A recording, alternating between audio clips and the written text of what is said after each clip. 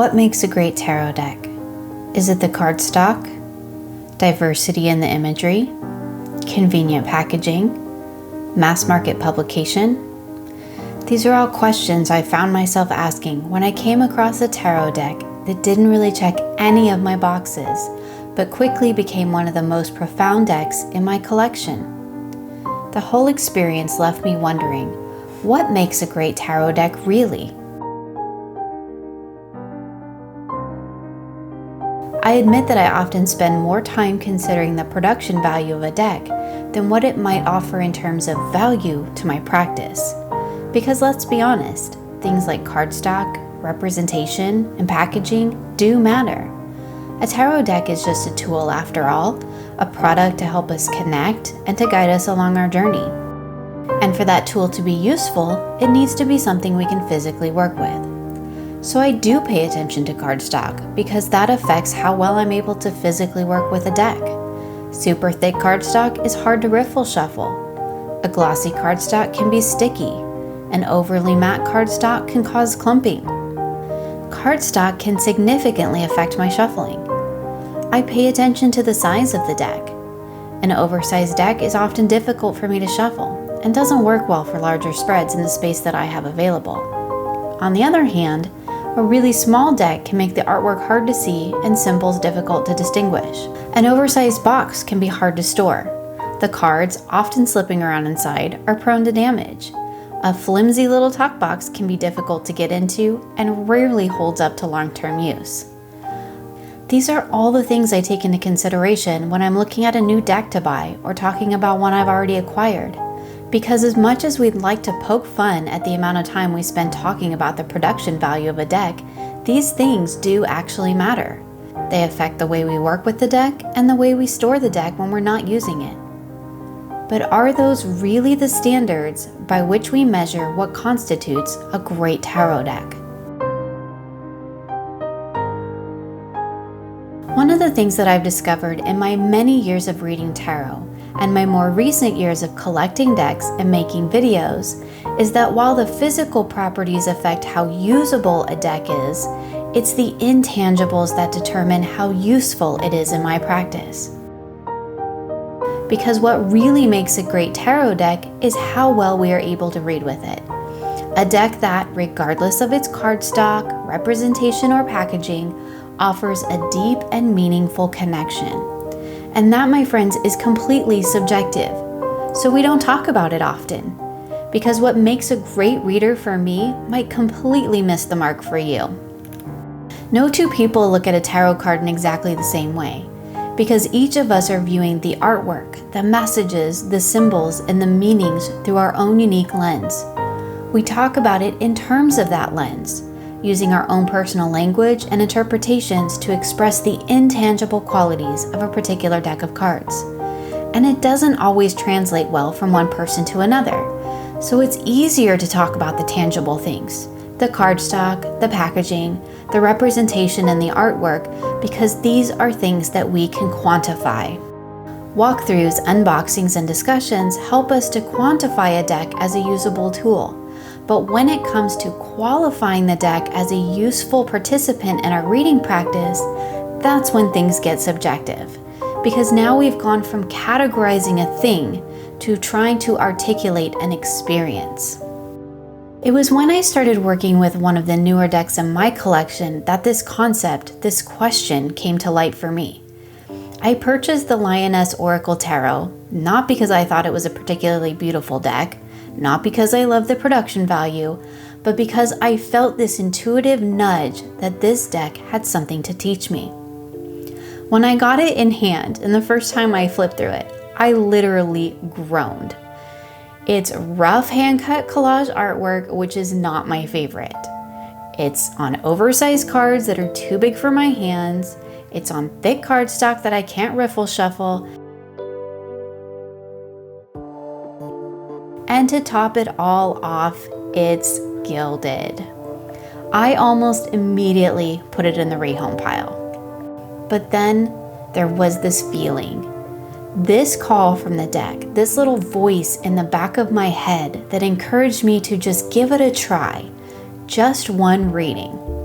So I awkwardly shuffled it, thought about the thing that was weighing most heavily on my heart and mind at the moment. I was gonna hit it with the big guns and see if it survived.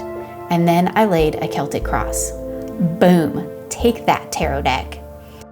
And then everything inside of me softened. This deck spoke to me.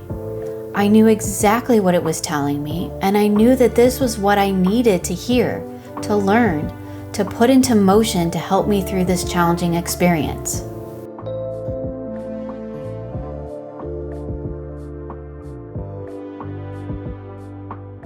I struggled to even find the words to convey the depths of the message, the intensity of the reading, the profound revelation that came of it. And in the end, that was all that mattered. I no longer cared that it was big and thick and gilded. The collage art that I had scoffed at first glance connected to my heart. It stirred my soul and spoke truth where I needed it most. This was a great tarot deck. It's not the most aesthetically pleasing in my collection. It doesn't have the best cardstock or guidebook or packaging, but it reads for me in a way that connects on a deep and meaningful level. While I don't expect every deck in my collection to connect on this intimate level, it did get me thinking about the decks that do and what they all have in common.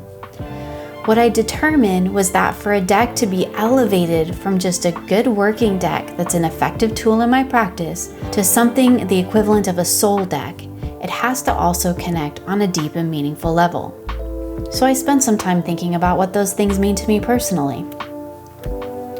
What does an effective tool in my practice look like anyway? It needs to amplify my inner voice, to help me quiet the ego self, the inner critic, the mean girl that lives in my head, and focus on the voice of my true self that only has my best interest at heart. The imagery should spark my intuitive senses, tapping into those deep-rooted connections that live somewhere in the liminal space between mind and soul. The archetypes and the symbolism should activate my higher consciousness, bringing into focus the shared knowledge that transcends this moment, this place, this time. The messages should challenge me to expand beyond the limits of my current mindset, to help me explore other ways of experiencing situations, of being in this moment, of seeing what may be lingering beneath the surface. That's how a good working tarot deck functions in my practice, but to elevate it to the next level, it needs to connect in a deep and meaningful way. For me, that means that the deck has to have a personality or an energy that resonates with me. I personify my decks because to me, they do feel like they each have a unique energy that distinguishes them from all the other decks in my collection. But you could just as easily call that an energy or a vibe. For me, a deck's personality needs to be one that not only resonates with me, but that I can viscerally experience. The deck needs to speak to me in a language that I can understand. The messages need to be clear enough that I know what's being conveyed through the reading, and it needs to express those messages in a way that makes sense when viewed through my personal lens. I need to be able to trust its counsel and believe its messages. That might sound silly, but in order for my deck and I to have a good working relationship, I need to be able to trust that the message is going to be reliable and appropriate. Oftentimes, I find that these decks also seek my attention, or that there is this intuitive call or an innate pull to work with it, which basically translates to, it's a deck I want to work with. Ultimately, if you haven't guessed by now, I need to feel an intimate connection with the deck, like a trusted friend or a loving family member, which, come to think about it, is probably why I personify my decks in the first place. This experience of bonding with a deck that I didn't really want, but on some level knew I needed, has helped me to understand how I quantify my decks in terms of their practical usability and qualify them in relation to the value that they offer. In the end, it taught me the difference between a good working deck as a tool in my practice and a deep connection deck that is an active participant in my personal growth journey.